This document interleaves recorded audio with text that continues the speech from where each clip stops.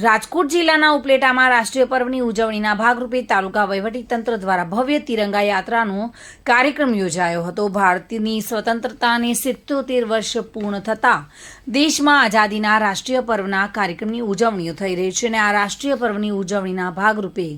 હર ઘર તિરંગા લહેરાવવાના આહવાન કરવામાં આવ્યું છે,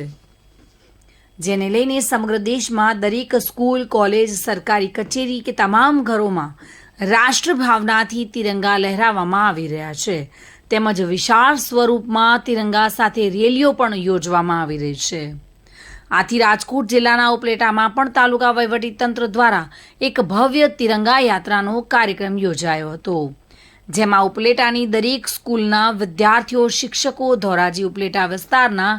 ધારાસભ્યો, ઉપલેટા મામલતદાર સહિત તમામ સમાજ આગેવાનો, બાળકો તથા યુવાનો દ્વારા તિરંગા લઈને નારાઓ અને સૂત્રોચ્ચાર કરી રાષ્ટ્રીય પર્વના મહોત્સવની ઉજવણી કરી વિશાળ તિરંગા યાત્રા કાઢવામાં આવી હતી, જેમાં સૌ પ્રથમવાર 75 ફૂટનો તિરંગો બનાવી ઉપલેટાના ટાવરવાળી શાળાએથી તમામ રાજમાર્ગો પર થઈને બસ સ્ટેન્ડ સુધી ખૂબ જ લાંબી તિરંગા યાત્રા યોજાઈ હતી। હર ઘર તિરંગા કાર્યક્રમ અંતર્ગત ઉપલેટા તાલુકાની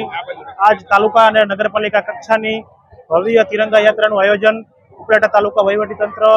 દ્વારા કરવામાં આવેલ હતું। આ તિરંગા યાત્રાની શરૂઆત ઉપલેટા ખાતે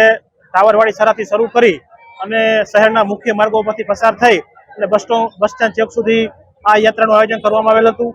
આ યાત્રામાં ઉપલેટા વિસ્તારના લોકપ્રિય ધારાસભ્ય શ્રી માનનીય પાડલિયા સાહેબ તથા અન્ય સિટીના આગેવાનો, તાલુકા વહીવટીતંત્રના તમામ અધિકારીશ્રીઓ,